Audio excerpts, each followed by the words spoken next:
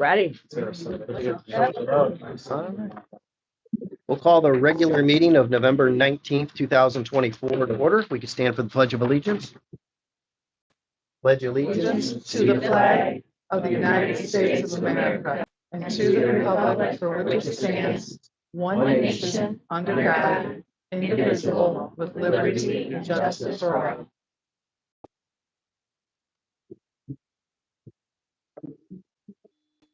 Roll call, please. Mr. Douglas? Here. Ms. Hayes? Here. Mr. Horvath? Mrs. Sensi? Here. Mr. Thompson? Here. Is there a motion to approve the agenda? I'll move. I'll second. Any discussion? Roll call? Mrs. Sensi? Yes. Mr. Thompson? Yes. Mr. Douglas? Yes. Is And Ms. Hayes? Yes. Motion passes. there a motion to approve the minutes of the regular meeting of October 15th, 2024? I'll move. Second. Any discussion? Roll call? Ms. Hayes? Yes. Mrs. Sensi? Yes. Mr. Thompson? Yes. And Mr. Douglas? Yes. Motion passes. Before we move on to board member reports, we had a presentation. Usually, we wait till my report, but because the little guy here that, the window might expire on how quiet or calm he will be, we've moved it up to the front of the meeting this evening. But MEA has been doing their member of the month for the last several months, and this is the first time, I think Gretchen has been here. She's had a very busy fall, and to do the presentation. So Gretchen? I was out on a leave of absence for a little while, so I'm excited to be back. And MEA wrote a grant this year, and part of our goal with our grant was community involvement and membership engagement. And we've been doing our member of the month, and it's all peer nominations. So Alex Fenstermaker is our winner for the month of November, actually nominated by multiple of his colleagues for his exceptional work that he does with the kids at the high school. And they had wonderful things to say about how he supports the students he works with. He's always willing to lend a hand and jump in and help where needed. So he is going to receive a gift card to Wild Burrito, which is a local business here in Madison. And we just take the opportunity to recognize him for all the amazing work that he does with our students. Thank you. Thank you. Thank you.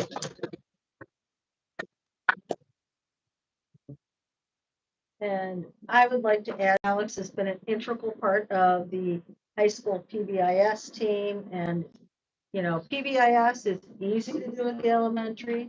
It's a little easier, you know what I mean, to engage the kids, to get the kids excited. A little bit, more difficult at the middle school, but to engage high school students and staff in doing the positive behavior intervention support, it can sometimes be challenging, and as a leader of that team has helped to move them along through that process. And along with being a new dad and all the things that come with that, he is quite an asset to our staff. Thank you very much and congratulations. Thank you. Congratulations. And you are free to go. Another intervention specialist, he's not allowed to get his immunization. No, not Joe. We keep doing it. Yeah, we love you too at the high school. Alex. Please do not leave.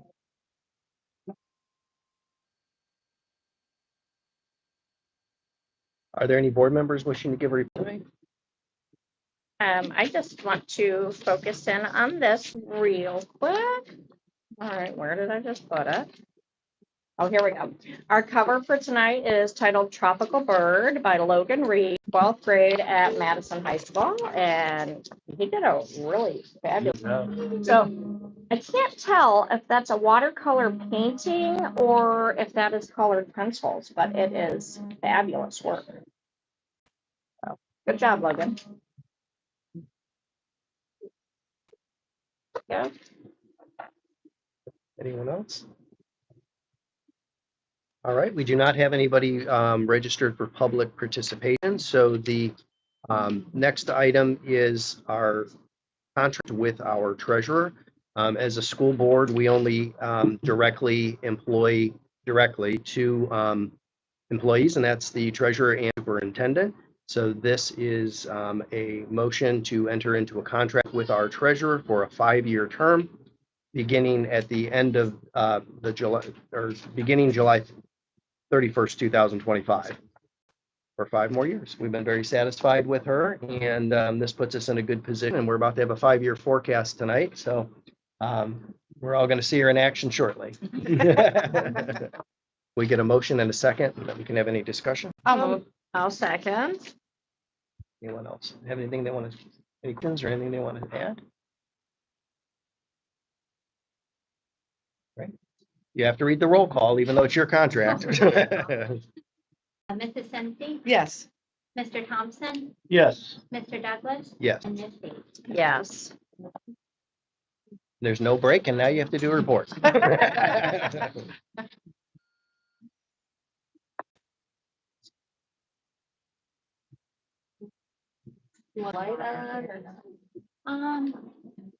Good. Yeah, I think we could, it might get really dark. You're gonna give Joe the slides anyway to Yep. reinsert. So this is the November 2024 fiscal year 2025 5-year forecast. Oh, Oh, that's me.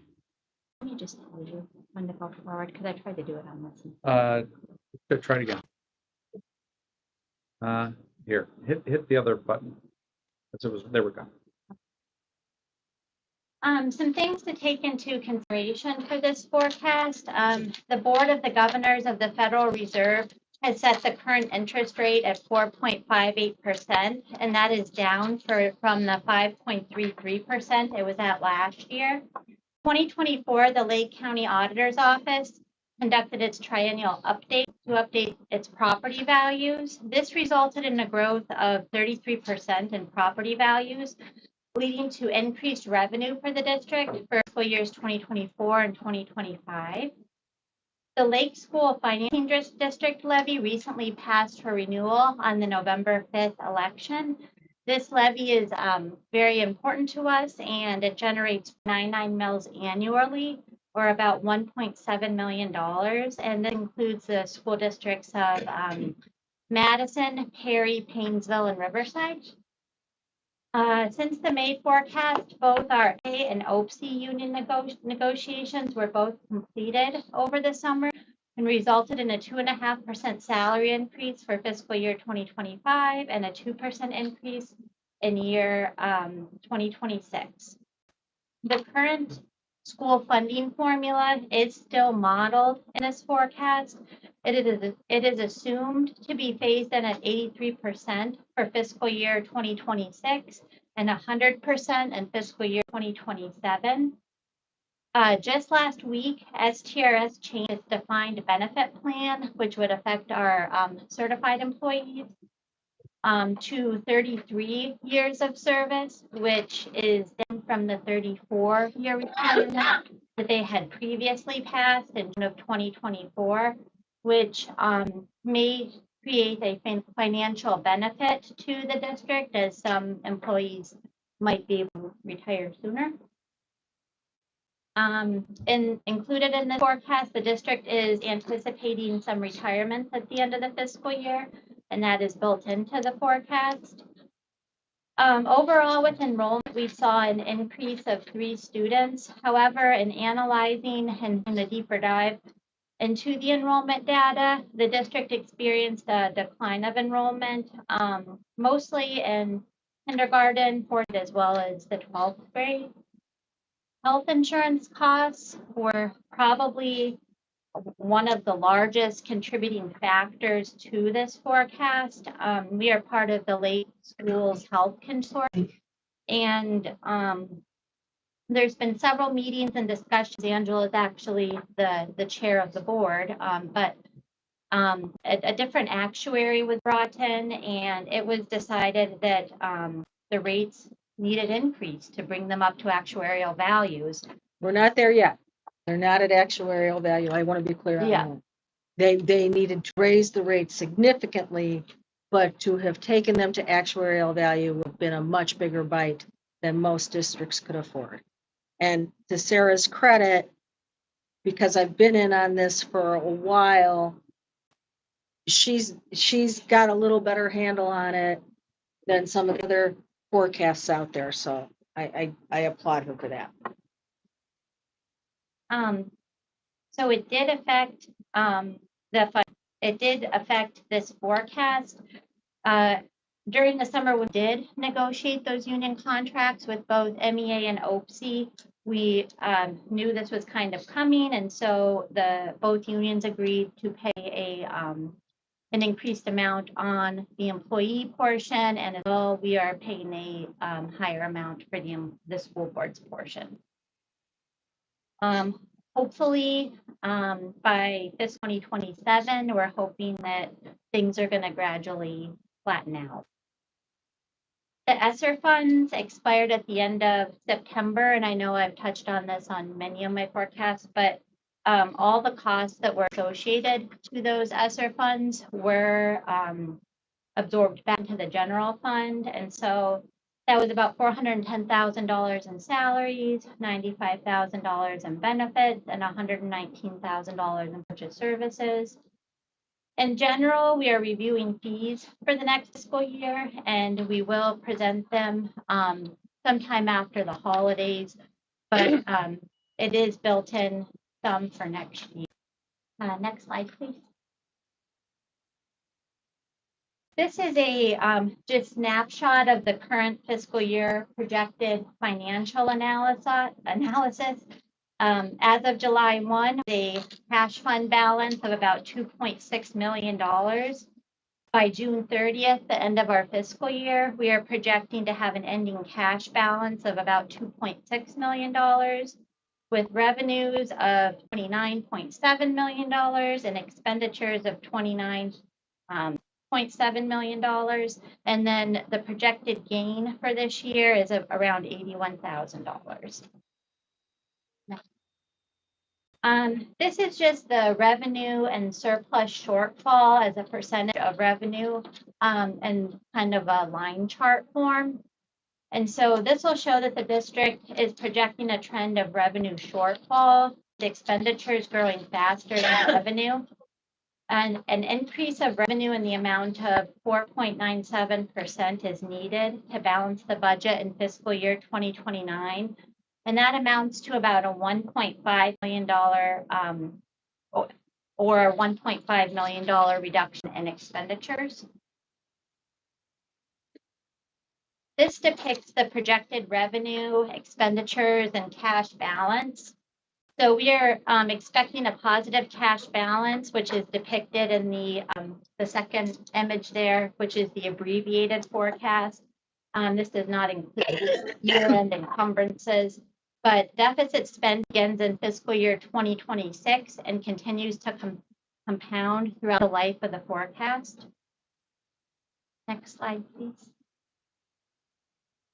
This is the current fiscal year projected revenue analysis.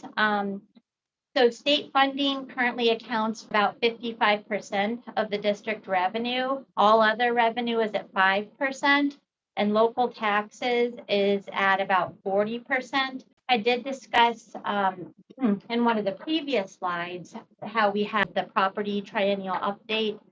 And so some of the projections for that, it's not a sure thing, but between fiscal year 2024 and this year, I'm projecting around a $450,000 increase. And then from 2025 to 2026, more like a $600,000 increase. The revenue sources, this is just broken out more of in a pie chart form. The local taxes make up 40% of the district's revenue and has a projected increase in fiscal years 2024 and 2025 to the Lake County Auditor's Office triennial update. The benefits derived from the property reappraisal in fiscal years 2024 and 2025 resulted in a 33% increase in property values, resulting in revenue for the district. State sources, which makes up 55% of the district's revenue. This forecast does, as I stated earlier, include the current funding formula, which is going to be phased in at 83% in fiscal year 2026 and 100% by fiscal year 2027, which is estimated to be about 4% of the current base cost. And all of the revenue is about 5%. That one you can skip because it looks like I do. This is the historical revenue change versus the projected revenue change. So it goes back from the span of 2020 all the way to 2029. And historically, over the past 5 years, we have only experienced a 0.45% growth in revenues, which amounts to about $75,000. However, it's being projected to increase to about 1.86% or $586,000 over the course of the next 5 years. Some of these factors include the increase in the real estate revenue, the state share of property tax increases, and an increase in all other revenue. This is the slide depicting Madison's district educated enrollment. This as well goes back from 2020 and spans the length through 2029. Keep in mind, this enrollment includes Auburn Career Center students and students who are CCP, and we receive a lesser rate for those students. But in 2025, the current funding formula that calculated base cost is about $20.7 million for Madison. For fiscal year 2026, it's to be phased in at 83%. In fiscal year 2027, it's to be phased in at 100%, pending no legislative changes. The state share of the calculated base cost is about $9.9 million or $4,062 per pupil. You will notice from the bar chart above, the enrollment has been steadily declining since 2020. Our current enrollment is 2,404 students for fiscal year 2025 and is estimated to drop to 2,289 students by the end of the forecast. And this depiction is the change since my May forecast. This is some demographics on the daily cost to educate a pupil and the per pupil expenditure report. I did steal this graphic from Mr. Wilson, who's here tonight. But he always used the analogy, and I really like it, that what's the daily cost or what's the hourly cost to educate a student? And in fiscal year 2025, this fiscal year, it was $67. And that amounts to $8.93 an hour. And so I always like to put that up there that, you know, we provide still a very good quality education for students. And if you compare it to what you spend daily on, you know, your cup of coffee or some lunch, like it's a very minimal amount. Next slide. This is the per pupil general fund expenditures from 2020 to 2029. For this fiscal year, you can see the per pupil expenditure amount is $12,115, and it's expected to grow to $14,266 by fiscal year 29. Much like revenue, I also did the expenditure categories in the same way. So as with any school district, our largest expense is always the salary benefits of our employees, and it makes up about 80% of our expenditures. Salaries for the fiscal year are estimated to come in at $17.4 million and benefits at $6.5 million. Purchase services encompasses about 15% of the total budget, or about $4.4 million for fiscal year 2025. All other expenditures, which can include things like supplies, debt, and other uses, is expected to come in at a little bit over $1.7 million. This slide is the annual expenditures and projected expenditures from 2020 to 2029. Some of the contributing factors to the projected versus historical annual change in expenditures can be attributed to mainly these three top categories: salaries, benefits, and purchase services. This is purchase services as a bar chart, and it breaks down the different object codes of what different purchase services are. So I just made a couple of notes. Professional and technical services increased about 162,500 from the previous fiscal year. Utilities, and that was in the orange. Utilities, which is depicted in the brown, increased about $12,987 from the previous fiscal year. Tuition and other similar payments, which is in the pink area, increased $28,335 from the previous fiscal year. And pupil transportation, which is gray area, increased $23,728 from the previous fiscal year. And so if you break that down into a pie chart, supplies and materials is about 40% of our supplies that we're utilizing, supplies and materials for the operation and repair of motor vehicles. Supplies and materials for maintenance and repair is about 82%, and then general supplies comes in at about 37%. Same as purchase services, I did the same thing with supplies. General supplies, which is in the dark blue, increased $26,645 from the previous year.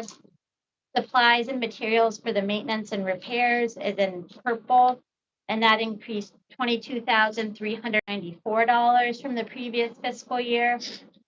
And then supplies and materials for the operation and repair of motor vehicles in the brown is expected to continue to grow over the life of the forecast. This chart is the revenue and expenditure variances compared to May.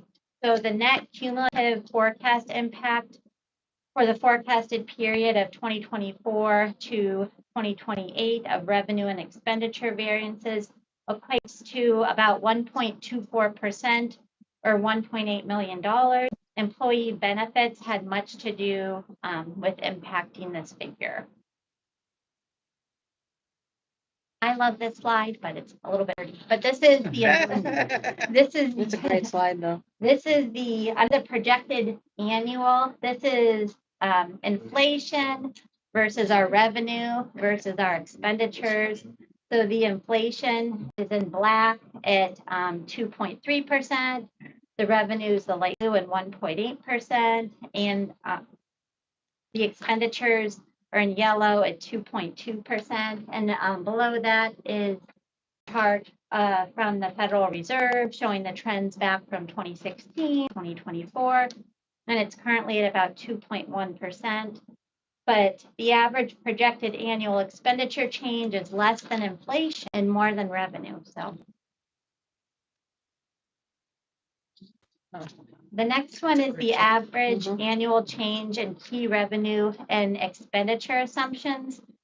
So as you can see from the revenue, from the depiction above, the school district's revenue, which is in blue, and the district's expenditures, which are in the orange, have both grown from where they were historically and continue to outpace revenues throughout the span of this forecast.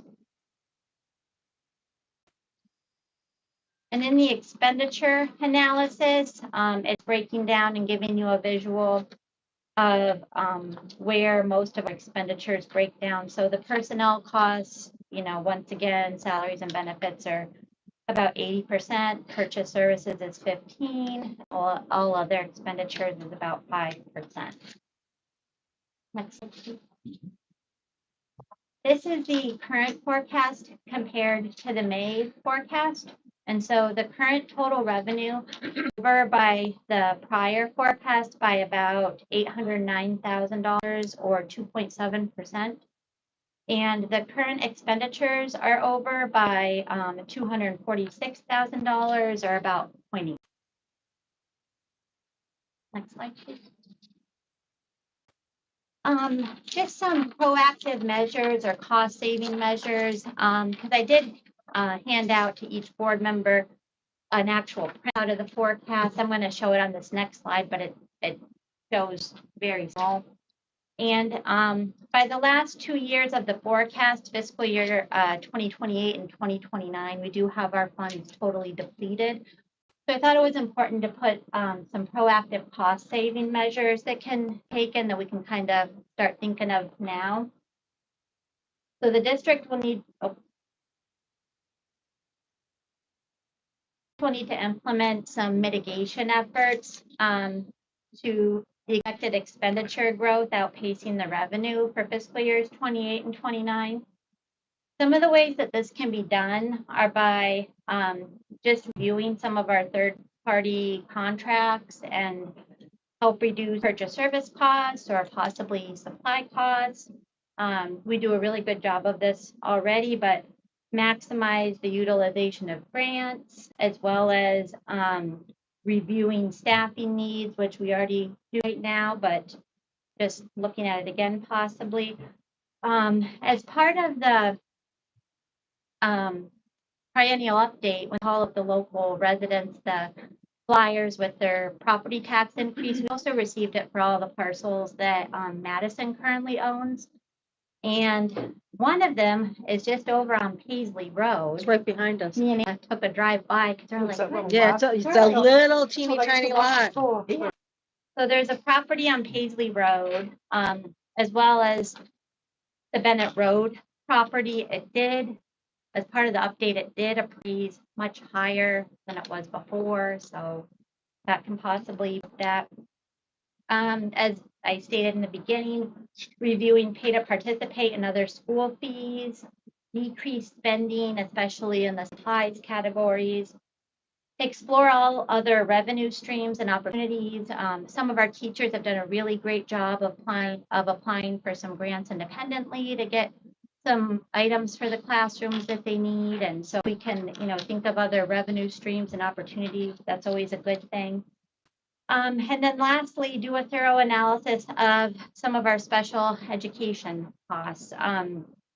It is one of our largest spending areas, and so that could be something that could be looked at as we head into those years that we're totally in the negative.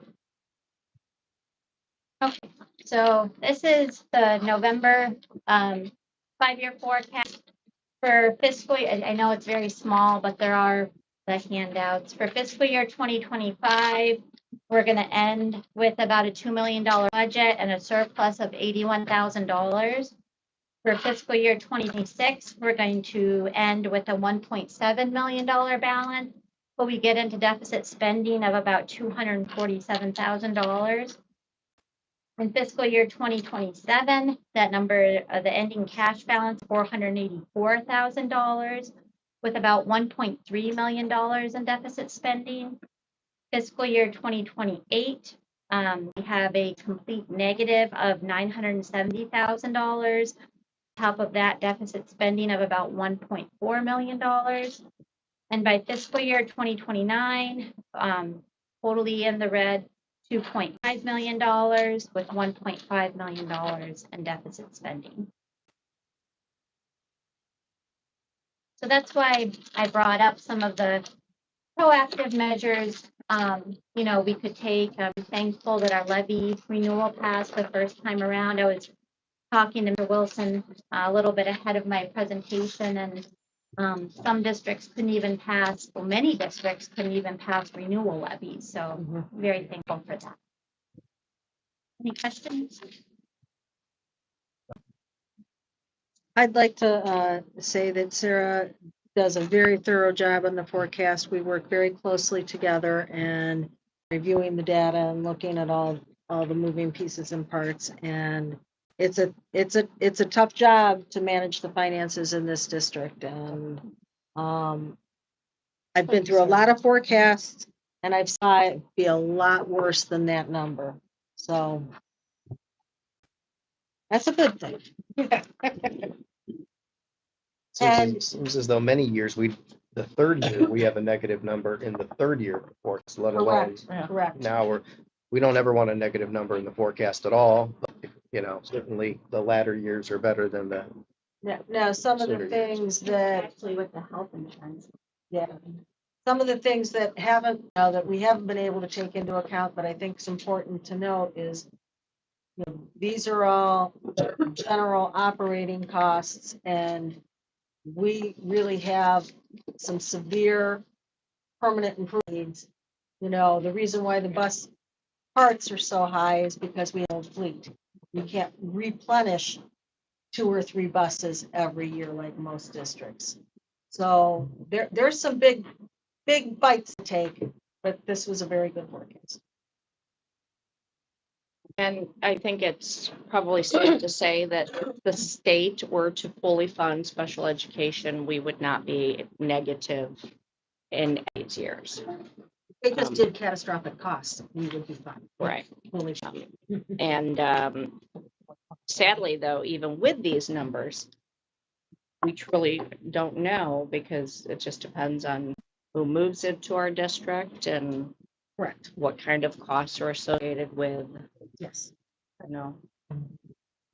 We do have still that within, the main part capacity, aging buildings as well on top of, the aging bus fleet. So Angela's point, that is also going to be something we're going to have to look at.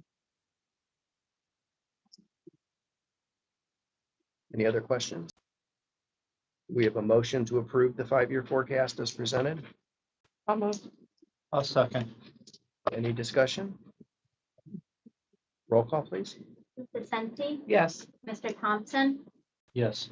Mr. Douglas, Yes. and Ms. Hayes. yes, Motion passes. Next, I would like to recommend the financial statements for October 2024. so move. Second. Any discussion? Roll call? Ms. Hayes, Yes, Mrs. Sensi, Yes. Mr. Thompson, Yes. and Mr. Douglas. Yes. Motion passes. We did have an then and now statement for this board agenda, so I'd like to recommend the approval of the below then and now statement. And this was due to an E-rate project, and there was a miscommunication on the amount owed, and what we are getting reimbursed to the district. So that is the reason why it's on the agenda. Almost. I'll second. Any discussion? Roll call? Mrs. Sensi, Yes. Mr. Thompson, Yes. Mr. Douglas, Yes. and Ms. Hayes. yes, Motion passes. Next, I would like to recommend the approval of the following donations. A generous donation of $25 from Gary Mallory to Madison Middle School Principals Fund to be used as needed.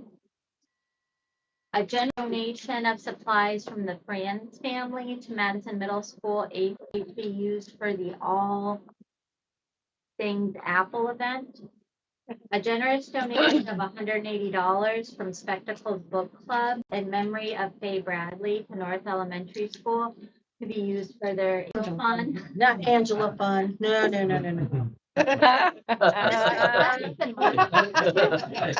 A generous donation of $500 from an anonymous family to Madison Middle School Fantasy. A generous donation of 25 pounds of beef from Evans Quality Meats to Madison Service Learning's The Patos for Taco Raiser. A generous gift card from Walmart to Madison Service Learning's The Patos for Tacos fundraiser. A generous donation of concrete from Passion Remix and Builder Supplies to Madison Middle School to be used for their greenhouse.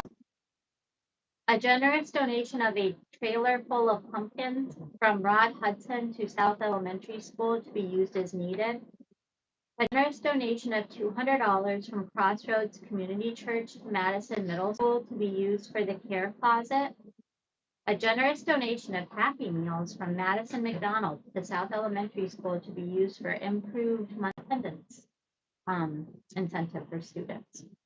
A generous donation of $300 from Convenient Food Mart to Madison Middle School to be used for the Santa Street. And a generous donation of $200 from Shop to Madison Middle School to be used as needed. When is taco fundraiser?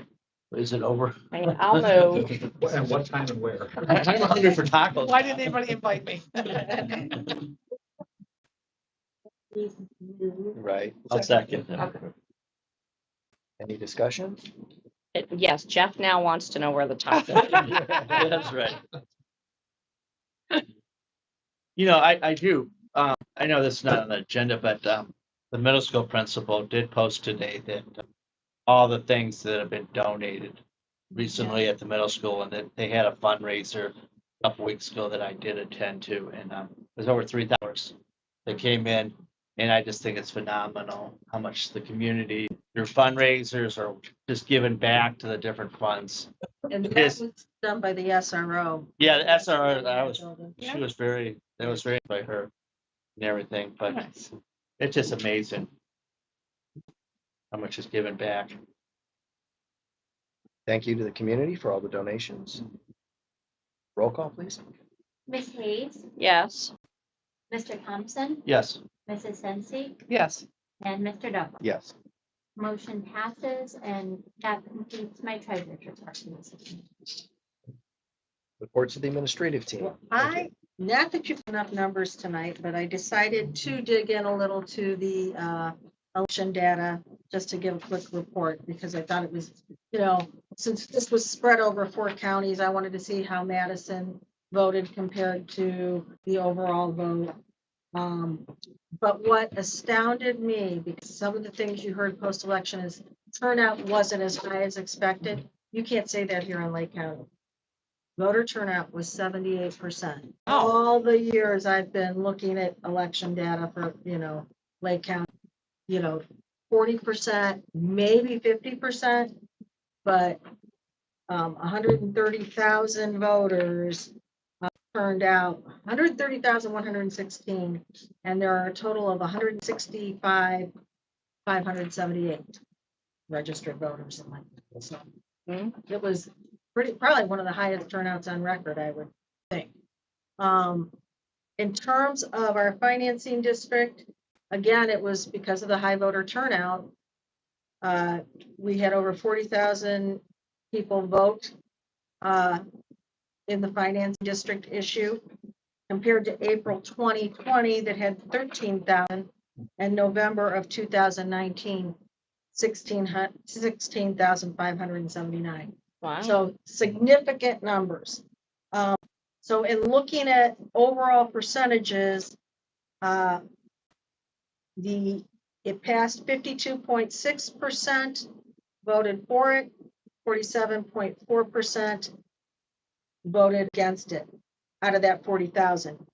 In terms of Madison, it was 51.6% voted for it and 48.4% voted against it.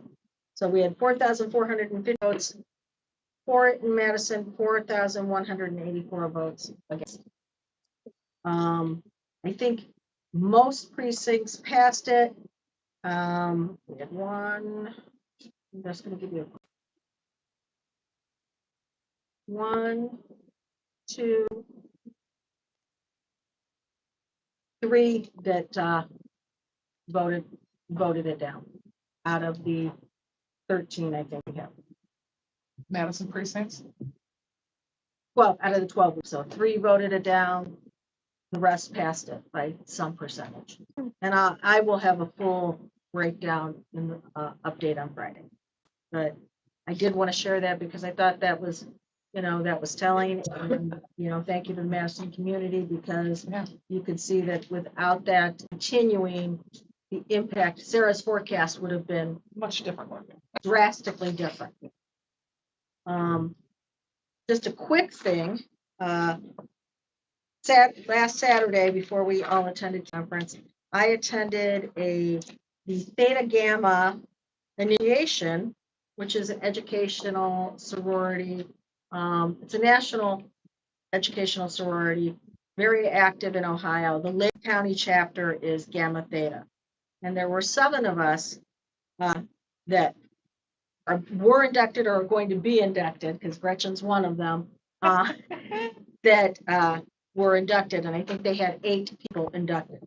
And the core behind all that was when Sally Rogas asks you to do something, you don't say no. Because trust us, I think we all said we're busy people, but that's what they want. They want people. And I am not included in the group of young blood, but the people that were inducted from Madison, Gretchen Bapty, Michelle Wynett, Teresa Solar, Aaron Nusker, Gabrielle, our new assistant principal, Missy Schultz, and myself.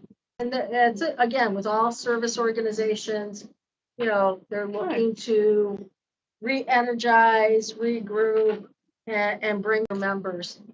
Because there were some members there in the room that had been doing this, I think one of them over 50 years. So, and there's opportunities for scholarships and grants for classrooms.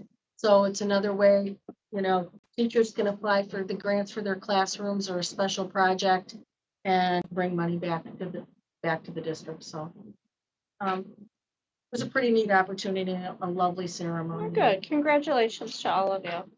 Thank you. All right, because we have so many things to do in executive session that I'm going to turn it over to Dave. I got one quick question, only because this just came to mind when you think about, a lot of people that have been there for a long time and looking for new people to come in. Has our bingo found anybody to Yes. run bingo? It's continuing. Oh, good. Yeah. Good. Yep. So they will continue to do the great things that they do for our students. Fantastic. So last Thursday, I attended the Lake and Geauga County Business Advisory Council. That is run by the ESC of the Western Reserve. We go about monthly to these meetings. The theme on Thursday was military service. And they started off talking an opportunity that districts in the state of Ohio have to become what's called a Purple Star credential. And what that basically means is that as a school district, we go to pretty significant lengths to support our military families. The students of people who are in the military, and the average nationally is during a person's military career, they'll move 6 to 9 times. And so think about the impact on students as they move from not just school to school, but town to town, like, country to country even sometimes. And some of the unique needs that those students come with. So I learned about this on Thursday, started digging into it because I thought sounds like something that I think we should do. We would have to apply school by school. So it would be, each school would have to apply. We did not qualify at this time based on the things that we have in place in order to do it, and the application is due by the middle of next month. We will not be qualified because there's some training that has to go into this. But I bring it up because I thought it was something that I definitely want to push forward to over the course of this next year. Some of our schools or all of our schools possibly doing what is needed to be done to be able to earn that credential from the state of Ohio. And I think one of the big things is each school is going to have a dedicated liaison who works between military families and the schools. This person will have somewhat of a workload to be able to keep up with what's expected. There's training that's involved that they have to do. They work to create a culture in the building that's inviting for our military families and their students. They identify kids as they come through with the teachers where these kids are going so that the teachers are aware, of maybe the experiences. How many times has this child moved? Where are they coming from? What has the family shared with you that can help you to ease that transition? We have to maintain a dedicated place on our webpage. that is very easy to find and resources for families, even before they get here, to be able to look into what is it we do, who can they contact, how can that. And then, school-wide professional development for all of our employees to understand the special needs and the ways that we can support them. So for me, I'm going to start by working at our next principals meeting to talk to principals, have them help to identify some folks within the building who might be interested in taking on that role. Look to getting the we can do, and a lot of it can be done online, but there's some significant steps that have to be taken before we can apply and be eligible for it. So I just wanted to share that because I think that's something coming down the road, and I think it's a really good thing. And then after that, our neighbors in Perry did a really nice presentation about their wall of honor at Perry High School. It's something that they've done and something that I think serves as a model for all districts in the area. And they have a whole section dedicated to each branch of the military. They've had kind of token dog tags created for alumni who have served, the years they served, the branch they served, on this wall with tags. They've done some cool events like bringing in the traveling Vietnam wall. I think they did that in 2017. So as we kind of think about our military families and our students who may be moving into the military, I'd like to look into ways that we can support that and showcase that for our current students and families. Sounds great. It really does. I would imagine, and you would have to tell me more, but I would imagine that we won't get a great deal of families that move in or out because we're not right by a base. But how many children do we have who their family member may be National Guard and may get, called up and sent out, and the stress and worry that those children would experience. And I'm sure we have quite a do. bit of that. And here in Ohio, we're required to collect that information. So on our enrollment page, we have, are are either of the parents or both parents or part of currently military. So that's data and actually we need that for the application for this. So pulling that data to make sure that we have our numbers, we know how many kids we're looking to support. And it's, I think it's something that will be helpful for us in helping kids. Do we have an idea how many kids go on to the military after graduation here? Either, one of the services or National Guard or some. Do we ever have any of that data at all? I don't have it in front of me. Oh, I'm not, Yeah. but do we have that? Do we have access anyway to that? I think so, to the best, and we are also required to survey students after they leave us to tell us what they're doing. So we get the result we get, but that's something that we can look at for that. So I can get that information. I could speak, as a parent. My son graduated from here and he's in the Guard, and it's just there is a lot to go with that because you're always afraid, are they getting employed, or he's in DC, and I worry about January. What's he going to have to go through and stuff, and it's always in our back of our mind, and we're going there next week, and probably have that discussion a bit more as we're driving around with them, their possibilities.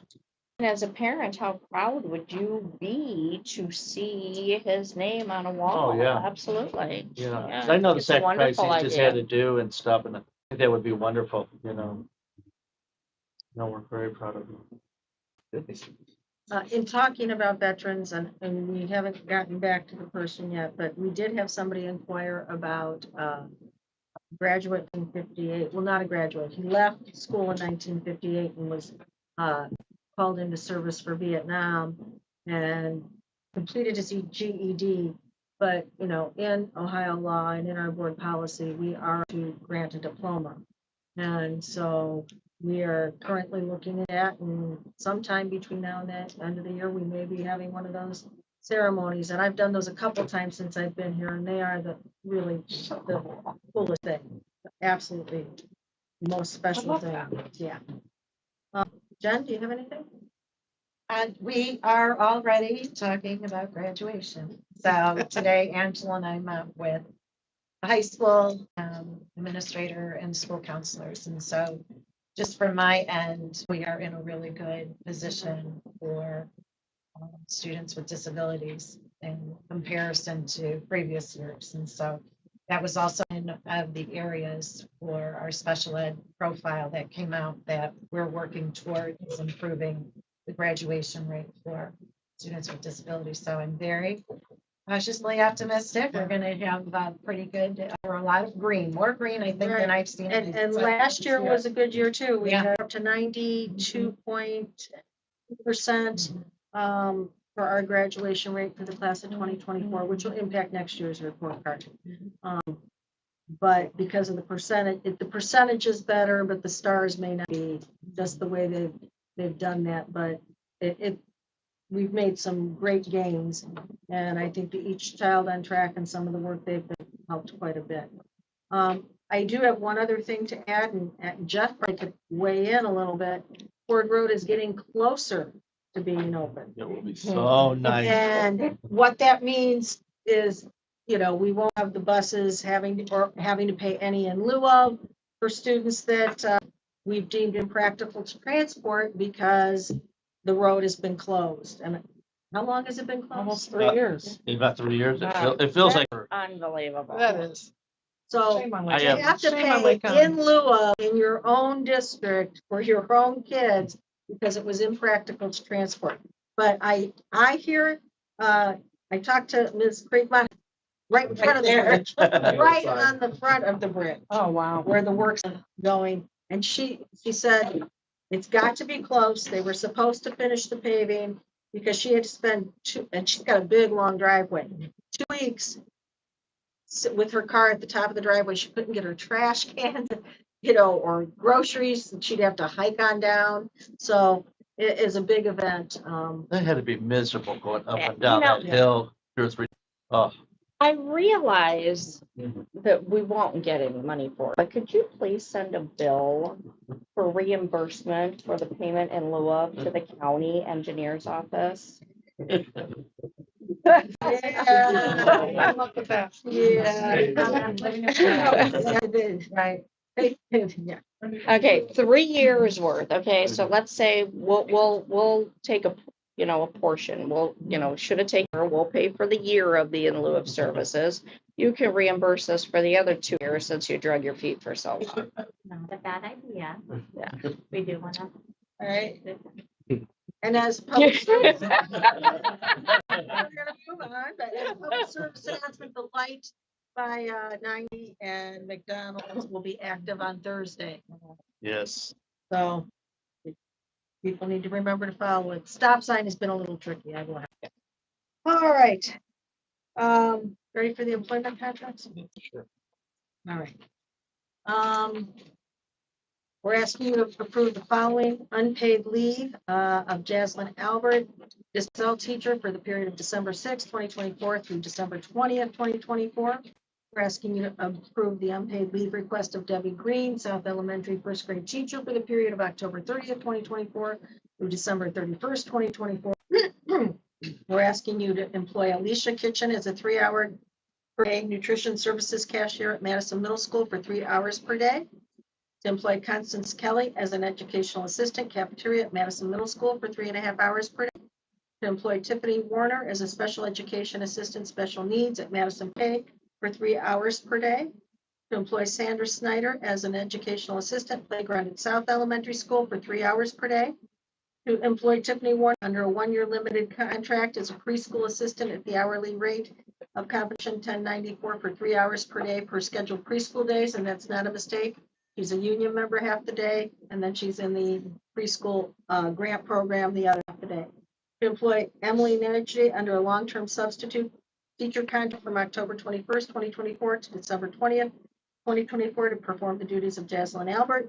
To employ Jennifer Yo under a long-term substitute contract from November 18th, 2024 to January 16th, 2025 to perform the duties of Shannon Stewart. To employ Leanna Ruff as building substitute at North Elementary School effective November 18th, 2024. And that each of the following substitute teachers is approved by the Educational Service Center of the Western Reserve or Madison Local School District's Assistant Superintendent under a one-year limited substitute teacher contract for the 24-25 school year, beginning with Justice Albert and Sean Reho. We're asking you to approve the following person as a day-to-day substitute, Desiree Boss. And we're asking you to employ the following non-certificated persons under a one-year limited person contract for the 2024-25 school year, beginning with Heidi Verdi, Madison High School cheer assistant, and ending with Heidi Verdi, Madison High School head winter cheerleading advisor. I'll move. I'll second. Any discussion? Roll call? Mrs. Sensi, Yes. Mr. Thompson, Yes. Mr. Douglas, Yes. and Ms. Hayes. Yes. Passes. Okay. Next on the consent calendar, asking you to approve the programs listed below as found on file in the board office as an educational option of independent study. Madison Middle School Geometry with William Kovacs and Colt Sidoti.